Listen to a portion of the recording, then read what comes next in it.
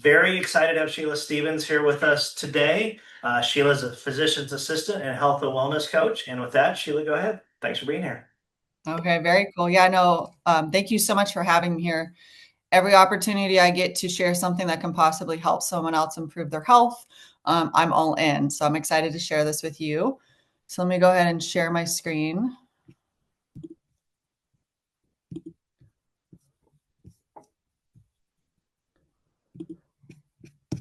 Okay.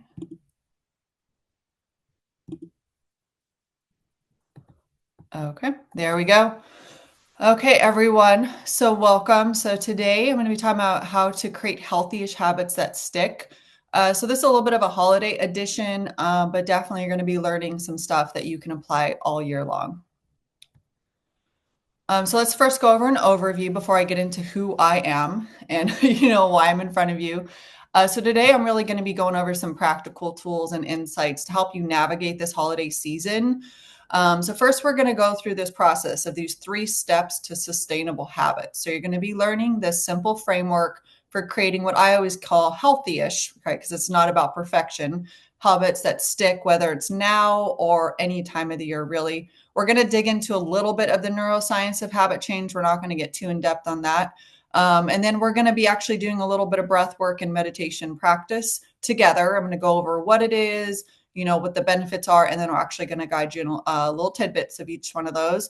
And then you're going to leave with your own little personalized holiday plan. So you should have received a worksheet when you sign up for this webinar. If not, just a scrap piece of paperwork as well, because there's going to be times we're going to create a little bit of reflection to go in and journaling. Okay. Okay, so yeah, about me. Who am I to be in front of you talking about this? So I am a physician assistant, and I'm also a national board certified health and wellness coach. And in that, I'm also a meditation and breathwork teacher because they all go hand in hand. So I've been a PA for 10 years. I've worked in family practice, urgent care, weight loss, and then most recently in the last 2 years, I've actually transitioned to working in mental health. So I still work as a PA, but I also have my own wellness and meditation coaching business, Recenter Anywhere. And I found that because my favorite part of being a PA, and if you back up my bachelor's degree as a nutrition, because at one point I was going to be a dietitian, my favorite point of being a PA has always been about helping patients come up with their little aha moments so they can create healthier habits and change their behaviors, ultimately be happier and healthier. So that's always been my favorite part. And so with Recenter Anywhere, I get to really, truly just focus on that. So I specialize in really helping self-aware overthinkers who feel drained, anxious, stuck, create healthy-ish habits that stick. And coaching is not about rigid rules or a one-size-fits-all solution, as you'll see today.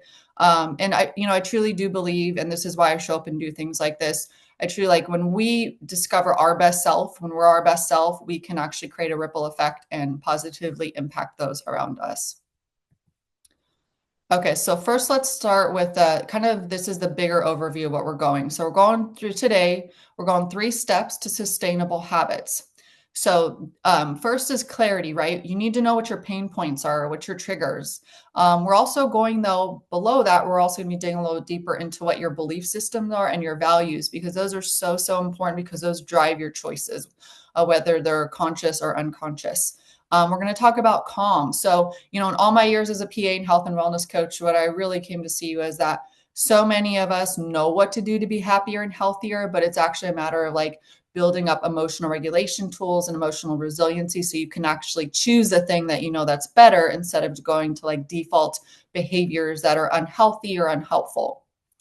So we're going to go over calm. So that's the next step. So creating space between your stimulus, your trigger, your pain point, whatever you want to call it, so you can actually respond instead of be reactive.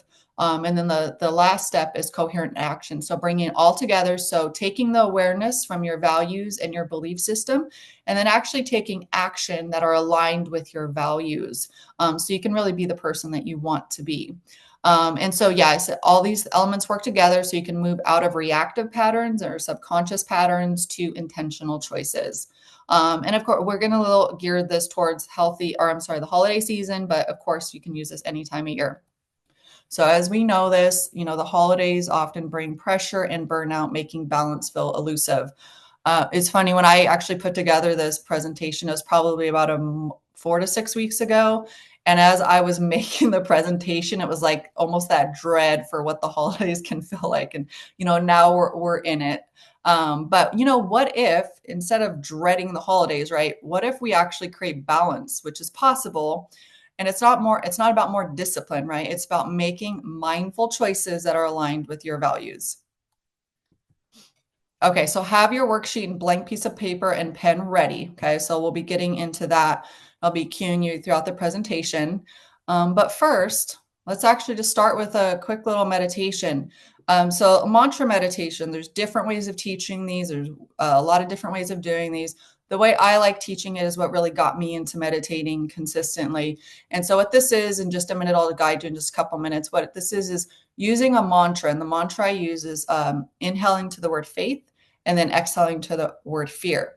So you use the mantra's little anchor. So when your mind starts wandering, as it will, and that's totally okay, and we'll get more into meditation, mindfulness, and what all that means a little bit later, just bringing a gentle focus back to, okay, I'm going to inhale, and you can say it out loud.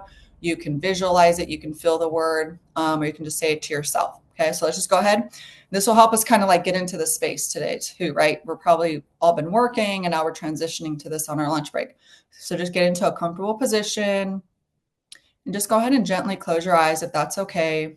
If not, we can do this anyway. So go ahead and just take one deep breath in through your nose, filling up. And then exhale out the mouth, letting it go. So just continuing to breathe at whatever pace feels good for you right now. There's no right or wrong. With every inhale, just keeping a gentle focus on the word faith. And then as you exhale, the word fear. Again, inhale, filling up with faith. Exhale, letting go on fear. So we're going to be here just for a minute on your own. Inhaling to faith, and then exhaling to fear.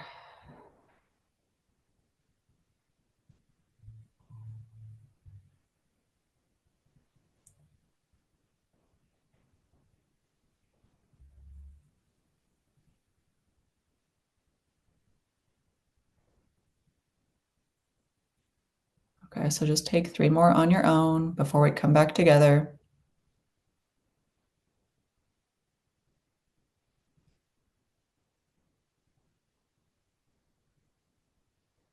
Okay, so let's go ahead and just finish up where you're at. Go ahead and take a real deep inhale through your nose, filling up. And then exhale out the mouth, allowing your jaw to relax, your shoulders to relax, your hands to soften. And then, let's go ahead and open your eyes. Okay, and the great thing about that meditation really is that you can do that anywhere, and you don't even have to be closing your eyes and meditate. It really just can be a little way of like resetting during the day, of like inhaling to faith and then exhaling on fear. Okay, so step 1, clarity.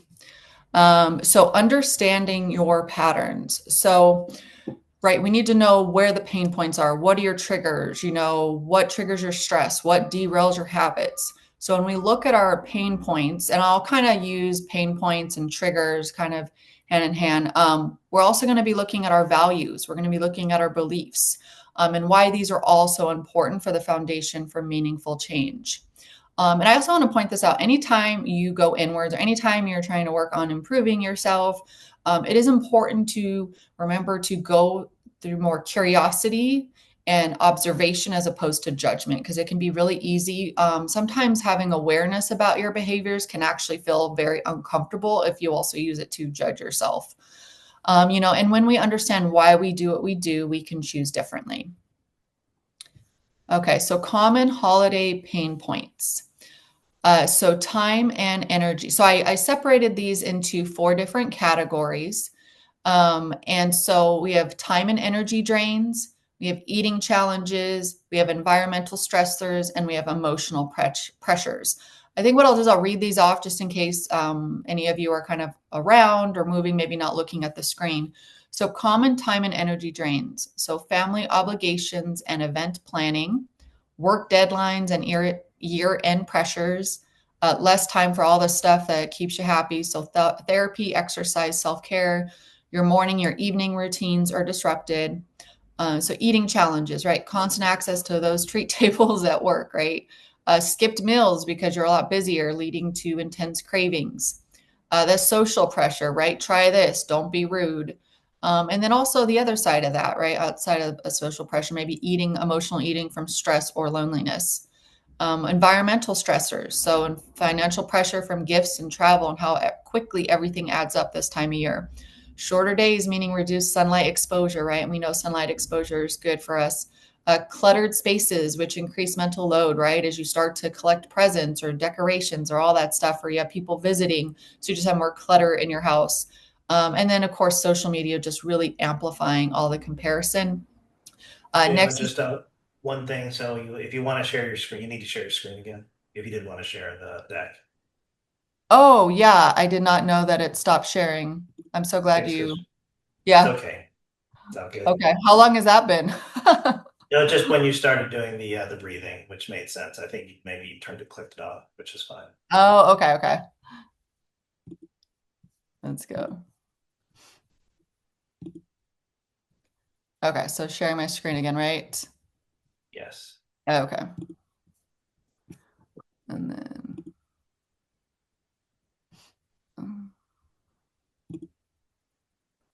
okay, good to know for next time.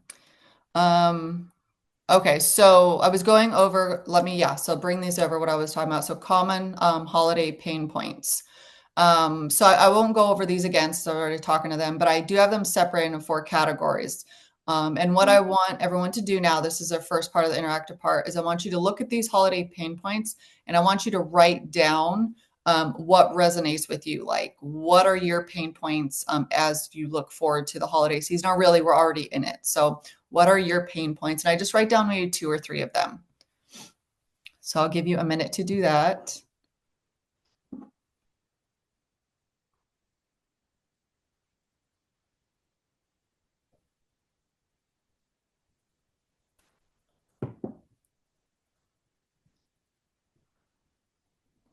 Okay. Okay, and those will come in handy later as we're going through this. Okay. Okay, so let's talk about clarity on your beliefs. So now we have clarity on our pain points. So what are our belief system? So think of your belief system as your inner narrative, your unconscious stories. These are what we tell ourselves that really shape our automatic behaviors. So during the holidays, these beliefs can either support or sabotage our healthiest intentions, and understanding them is really the first step to lasting change. Okay, so why do beliefs matter? Why is this important? So these aren't just thoughts. They're really these neural patterns that have been developed over years that determine our automatic responses. So why you're going for, like, for instance, you're going for another glass of wine, or you're going for another, sweet when you don't want to, right? So an example of this is when your belief is, I deserve to indulge, or I'll start over in January, what happens is these beliefs create these little shortcuts that bypass your conscious decision making. So understanding this connection is really empowering. It actually gives you your power back. Because once you become aware of your beliefs, then you can bring these into your awareness, and then you can actually create intentional or make intentional choices by activating your prefrontal cortex. And we'll go into that. So a little bit more of the neuroscience of habits. So our habits they're linked between these 2 networks, and neither is good or bad. They work together. So there's the prefrontal cortex, which, think of that as your planning, your self-regulation. It's your logical, it's your analytical, it's concepts. And then your limbic is like your emotion, your reward, your memory. It's more of your impulsive behavior. And so in your association, all of that. So these work together. They work back and forth. But when we act automatically, so when we reach for that comfort food, when we say yes when we don't want to, when we skip rest, It's because we have these beliefs that are there that are working and making choices faster than our conscious awareness can intervene. So it's like our limbic system is making these unconscious, emotional, impulsive decisions, and our prefrontal cortex is kind of shut down when that happens. So you're not making your conscious, intentional decision. So an example of this, so the holidays, right, are for indulging. I'll start over in January. So what happens then you get these dopamine spikes around treats and other social cues, reinforcing that it's okay, indulge now, you deserve this. And so then what happens, right, is you have the reduced activation of the circuits that make mindful choices. So this makes mindful choices harder. Another example of this. So it's rude to say no, right? We say that whether it's overcommitting or saying we don't want to say no to food or alcohol, or whatever it may be. So that what that actually does is then that activates your social threat circuitry, which is part of your amygdala and your insula. So saying no actually feels like a threat. Even if you're not aware of this, it feels like a threat to connection, which is so, so important for us as humans. So it actually triggers cortisol, and then it creates this anxiety. So all that's going on in the background, that's your like unconscious, that's happening. So then what happens out of that? So then you say yes when you don't want to, you overdrink, you overeat, and you people please to your detriment. But the good news of all of this is when you start becoming aware of your belief system and you start bringing into awareness, you actually activate, remember that prefrontal cortex, that logical, able to make decisions. So allowing you to pause, reflect, and rewire habitual responses. Okay, so now it's time, the second part of the worksheet. So now we're going to reflect on your beliefs. And I would encourage you, if you wrote down what your pain points were, to look at your pain points and start checking in with yourself. What are your beliefs around these pain points? So I want you to explore the stories that are shaping your habits. So these are just some examples, but like I said, use your specific, your personal pain points. So I picked 3 very common ones, right? So obligation, and you'll hear those coming over and over because that's what I hear a lot this time of year. So what is your story? What are you telling yourself? What's that inner narrative about obligation? So what do I believe will happen if I say no? Like when I overextend myself, what am I trying to prove or avoid? Stories about spending. So what do I believe spending or gifts represent about me? And what would it feel like to spend less and trust that it is enough? And then stories about overindulging. So when I tell myself I deserve this, like really, what am I craving? What is the underlying need? Is it comfort? Is it connection? Is it relief? Is it celebration? And then what story do I tell myself before I overindulge? And you just take a minute with these questions, sit with it, and just write down whatever comes to mind. And I would encourage you not to overanalyze or overthink it too much. Just really whatever pops into your head, write it down. And if nothing is coming to mind, that's okay. Just by getting curious right now, you're kind of opening up your perception where you very well could get the answer to these questions later as you're going throughout your day. But I'll just give you a minute or two to sit here with these questions.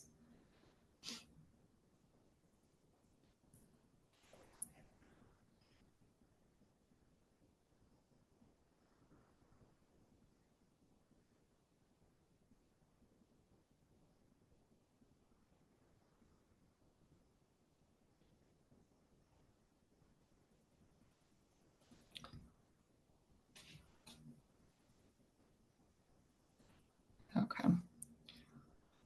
Okay, so I'll go ahead and we'll be moving on. Okay, so now we're getting into our values. So think of the belief as like your unconscious stories, your inner narrative.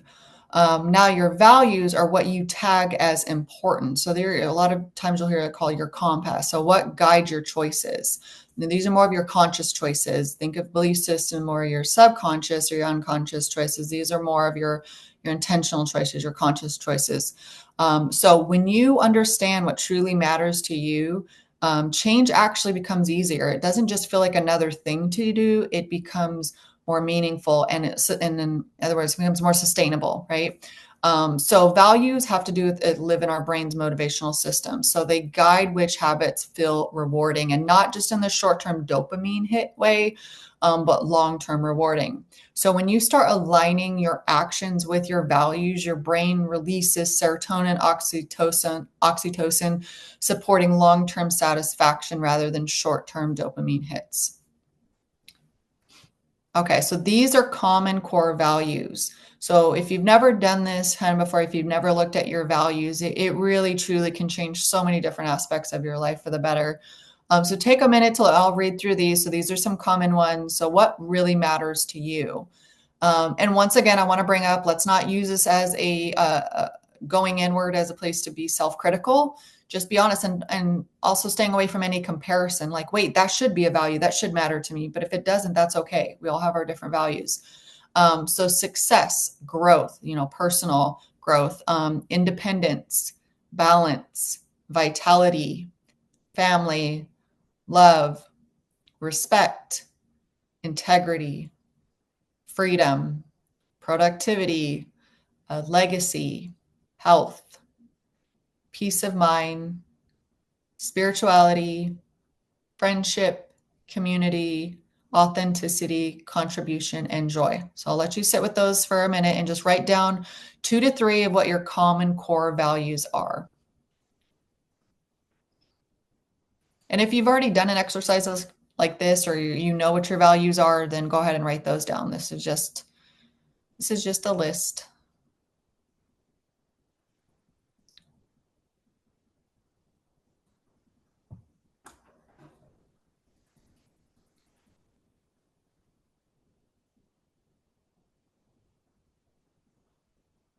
If you're having a hard time with this one, an easy way of looking at like what lights you up, like what gets you excited when you think about these things. Like, yeah, that's right. Actually, that makes me feel good. Like when I spend time with my friends or when I give back to the community, or doing the right thing no matter if someone's watching or not. So, integrity is something I really hold.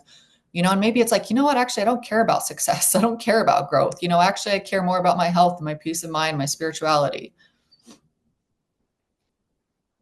This is all very individual to the person. Okay, so now I got your values. So yeah, 2 to 3 of your values.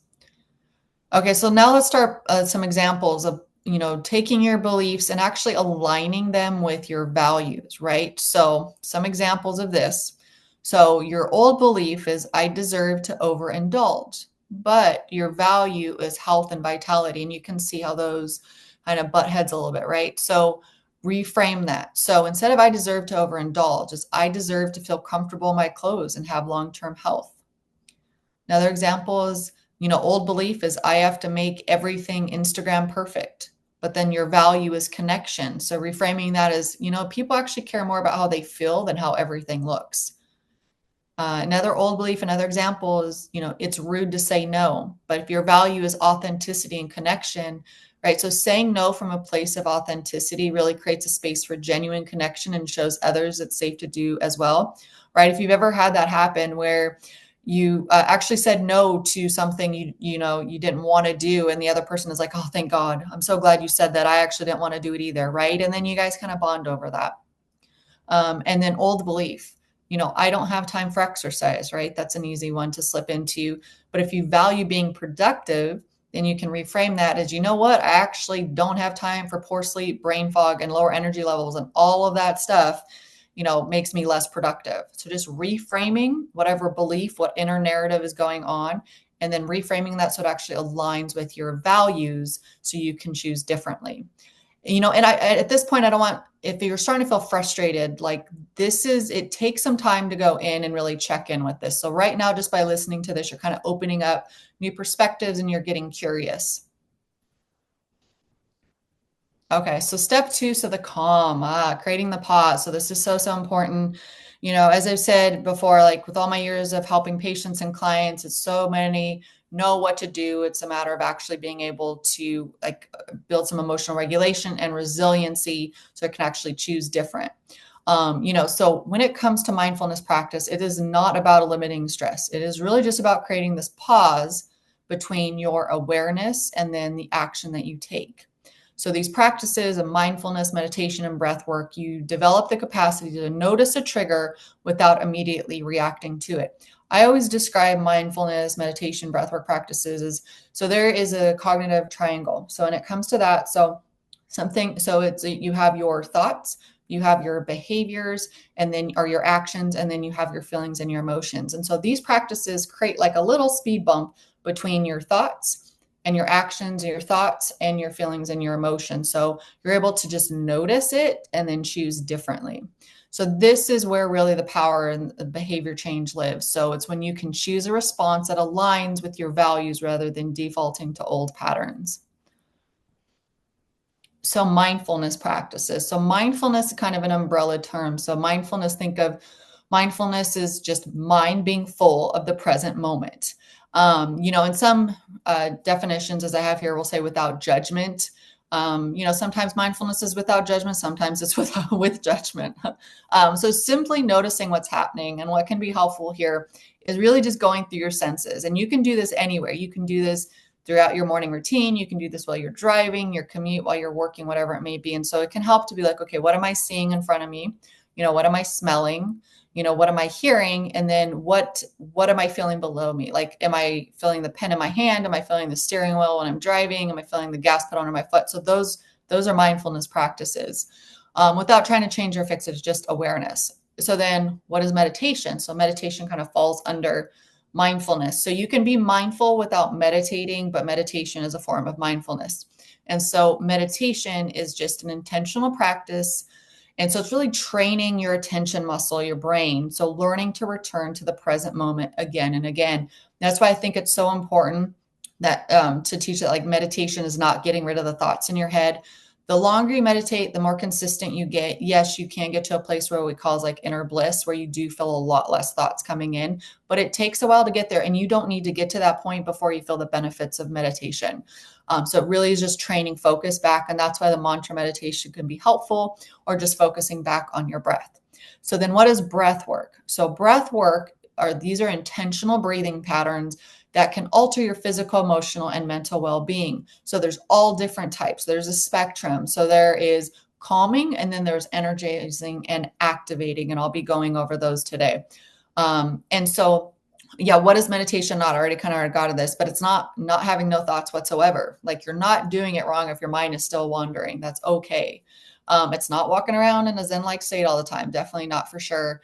I just, say that I tried meditating for years, and I was like, no, that's not for me. I'm an overthinker. I'm too busy. Like, nope, that doesn't work for me. And I was afraid that it would actually make me less productive if I meditated, but it actually makes me more productive because I'm able to be more present and focused. And so and being mindful, meditating, and all that is never not being triggered or reactive, and it's not achieving perfect peace instantly. In fact, sometimes when you start these practices, it can actually feel very, very uncomfortable, and that's okay. That doesn't mean you're doing anything wrong. So just simply noticing, showing up when your mind wanders, and then just gently bringing your attention back. And then really, truly, that's where the transformation happens. And you don't need to do it for very long. Even just like starting with a minute a day can make a big difference. Okay, so let's get a little bit back into the neuroscience of this and how this applies to, or talking about mindfulness practices. So mindfulness actually help reshape key brain regions. So helping with that calm and that focus. So I would say consistency is more important than how long you do it. So doing it for a minute or 3 minutes every day is going to be better than doing it just for 30 minutes to 60 minutes once a week at in like a class or something like that. And so remember, we're going back to that limbic system. Remember I was talking about the limbic system, and that's your emotional, that's your impulsive decisions. That's what you do without even really thinking about it. So the amygdala and hippocampus are part of the limbic system. And so with mindfulness practices, actually reduces the activity of the amygdala, which is like the fear response. So diminishing that fight or flight response, and then lessening your anxiety. And then in the hippocampus, mindfulness practice actually increase the gray matter, enhancing emotional regulation, memory, and learning. And then these practices also, remember, that was the limbic side of things. So then the prefrontal cortex, right, is the logical, the making decisions, making intentional choices. The prefrontal cortex, these strengthens connections. So improving that executive function, attention, and the conscious decision making. Okay, so breathwork practices. So we're actually going to get into the second part of what we're going to be doing. So breathwork practices. So these are conscious breathing patterns that either activate or energy or induce calm, directly influencing your mental and physical states.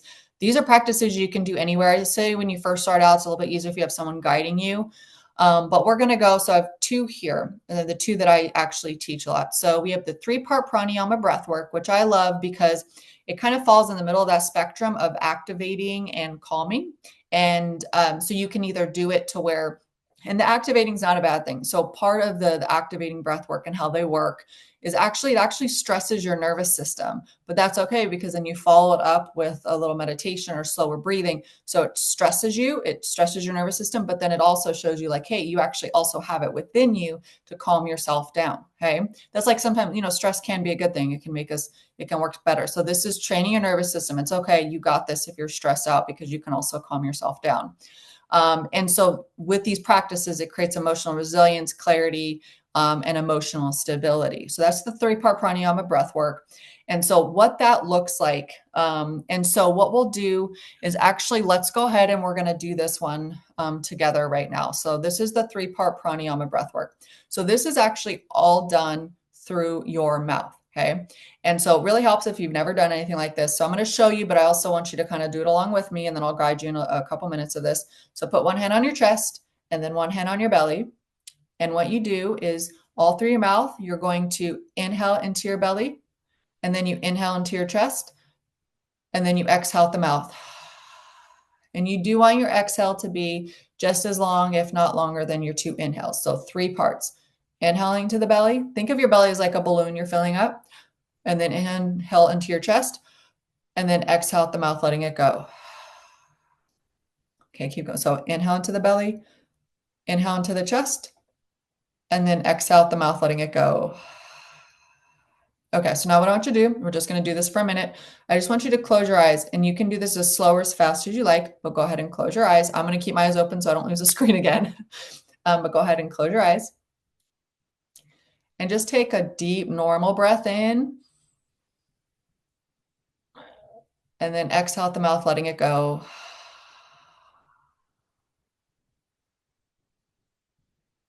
Okay, so now coming to that 3-part breath. So keeping your hands just where they are.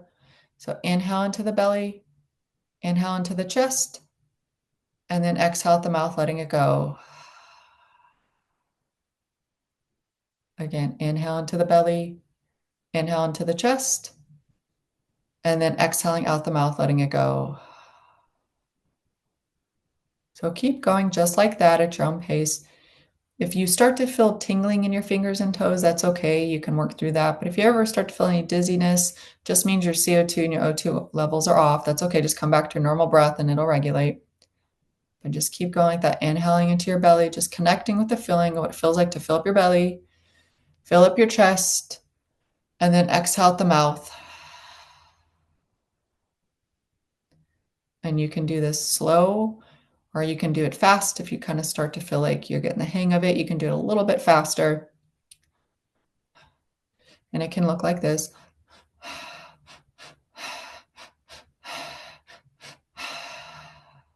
Or it can look very slow, like inhaling into the belly, inhaling into the chest, and then exhaling out the mouth. So just a little while longer on your own here.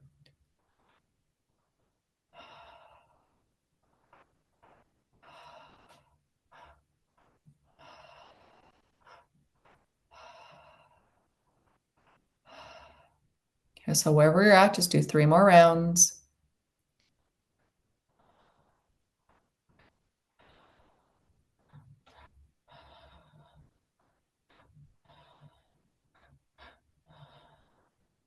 Okay, so wherever you're at, go ahead and take a deep inhale through your nose, filling up.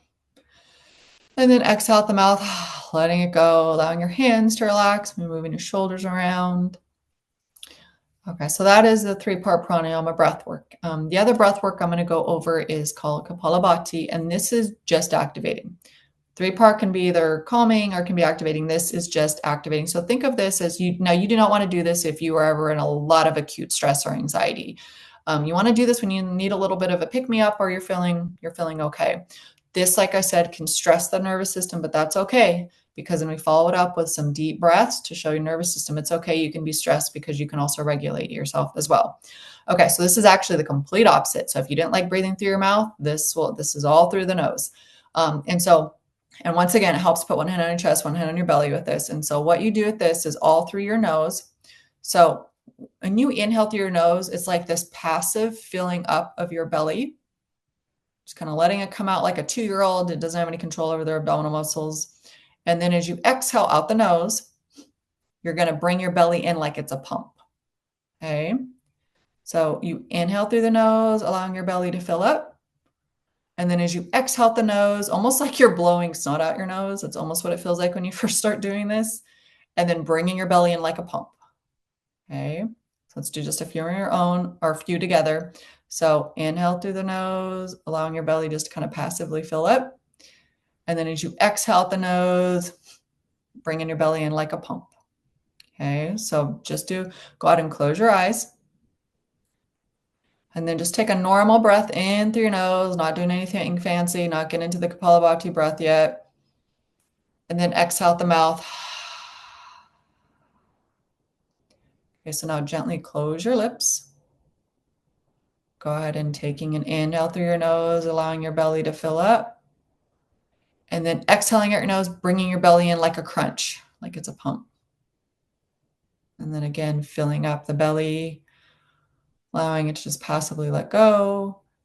And then exhaling out your nose forcefully. And filling up your belly passively, inhaling through your nose. And then exhaling out the nose, bringing your belly in like it's a pump. Okay, so just go ahead and do that just for another minute or so.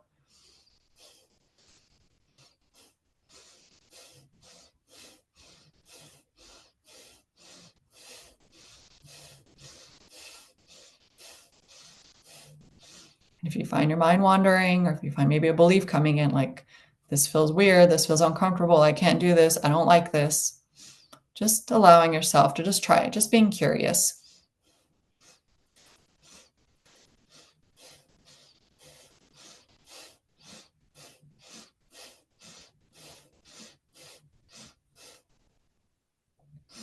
And if just like the other one, if you start to feel any dizziness, just come back to a normal breath. If you feel any tingling in your fingers or your toes, that's okay. But the dizziness, you want to come just back to normal, slow breaths.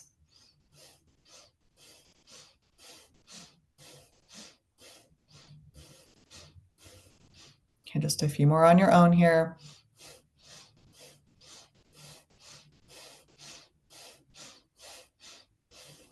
Okay, wherever you're at, let's go ahead and take a deep inhale through your nose.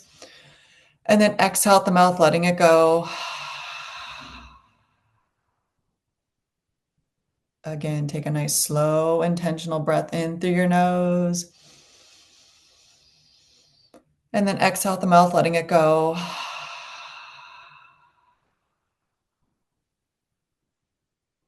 One more inhale through your nose, filling up. And then exhale out the mouth, letting it go. Perhaps just allowing your hands to relax in your lap if they're not already there. And then go ahead and just open your eyes gently, coming back here to the present moment. And I just want to point, if that felt a little uncomfortable, right? Like with anything new, it can feel a little uncomfortable in the beginning. But the more you practice these, the more you start to feel that shift that can happen. And, you can do these guided out in the community with a breathwork facilitator. I do them online, one-on-one sessions. You can just do these on your own. You can find them on YouTube, right? And so, but these practices, so if you value something like health and vitality, so these practices actually also physiologically help your heart rate variability, which is your ability for your heart rate to fluctuate between parasympathetic and sympathetic nervous system. Okay. So last part, the step 3, so the coherent action. So how does this all come together, right? So we take those mindfulness practices, right, that you just learned, creating that pause, so then you can take aligned action with what your reframed beliefs and what your values are. So then you can actually start making choices that reflect who you truly want to be. So some more examples of these, of how to create values in motion, right? So mindful socializing. So if you value balance and authenticity, so declining an invitation, which actually can create space for rest, so that honors your balance and authenticity. So when you do show up, you're not showing up drained, you're showing up as your best self, right? So you feel nice and balanced. Conscious spending, right? So sitting, if, being frugal or financial Financial wellness is important to you. So setting and sticking to a gift budget, reflecting, that financial stability, integrity over external pressure. If you value health and vitality, so choosing a morning walk over a social media scroll, right?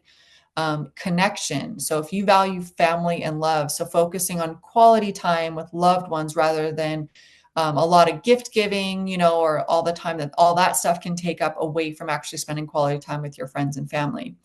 Now, if you value peace of mind and joy, so, a daily gratitude practice, really just looking at those small joys, right? Gratitude is such a huge way to change.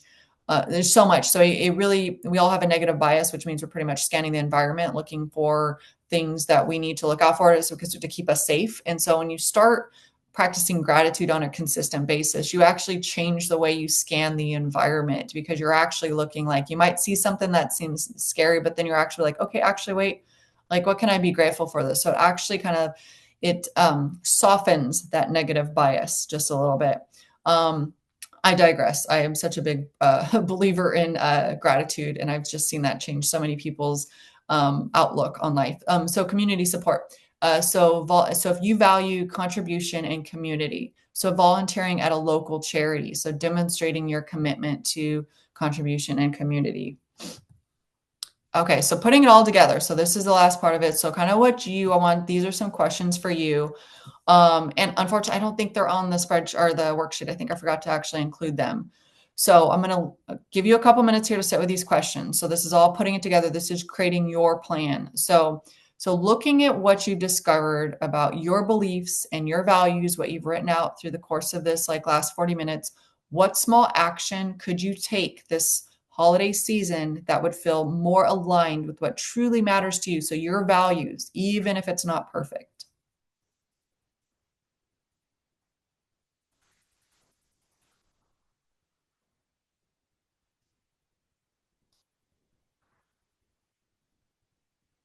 And then another question to ask yourself. So when you notice your old belief or stress pattern showing up, what could you do in that moment to pause, regulate, and choose an action that reflects your value instead of your habit?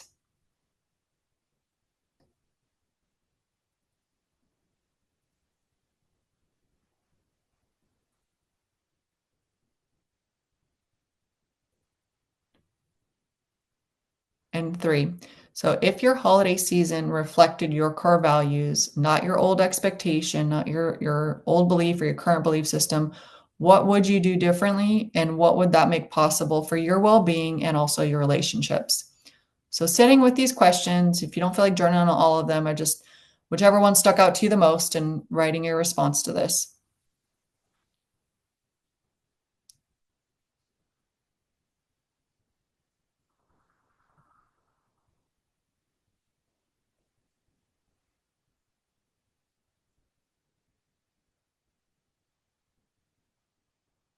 And if you find yourself like, I don't know what to write, maybe just taking a deep breath. Sometimes just taking a deep breath can help the thoughts come in.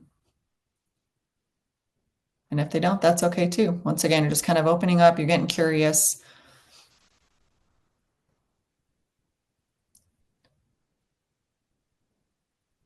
Okay, and maybe take a screenshot or a picture of this before I go on to the next slide as we come to the end. Oh, that's right. I did want to talk real quick about accountability. So how beneficial that can be to changing any kind of behavior. So whether that's a friend, family, coworker, a coach, a therapist, whatever that may be. So often we know what to do, but having someone to actually check in with can really help with that increased commitment, your motivation, celebrating wins together, and then also having someone to kind of bounce ideas off and talk about maybe any guilt or stress that's coming up too. Okay, so this is kind of the last part of it. So really, let's wrapping this all up. So, right, this is about noticing the belief, right? That inner narrative, but using mindfulness to identify. So becoming mindful of the present moment to identify what that inner narrative is, regulating your response. So practicing these mindfulness, these breathing techniques, whether it's the mantra meditation, the breath work, to create this calm and emotional regulation. So having your values, right? So knowing what your values are, and so reframing these beliefs to actually work with your values and connect to what matters, right? Because remember, your value is your tagging system. You're tagging that value, that means a lot to me. And then acting accordingly. So choosing actions that align with your values. So this is all about really self-regulation, but also being true to yourself so you can make healthy decisions that really just feel easier over time and not just I'm going to do this for a couple months and then I'm going to stop, and it's not just one more thing on your to-do list. And again, thank you so much for taking the time. Is there anything else you want to share? If people wanted to get in touch with you for additional help, is there anything you want to share on that end? Yeah, I mean, you can find me at recenteranywhere.com. I'm also, I'm on Instagram, recenter_anywhere, and where I share little tidbits like this on, just creating healthy-ish habits that stick. But yeah, that's where you can find me. And hopefully something today resonated with you. You can definitely send me a message on Instagram if anything come up, any further questions that didn't get answered today. Okay, thanks so much. Thanks for your time, and everybody have a great holiday season. Thank you. Yes, thank you so much.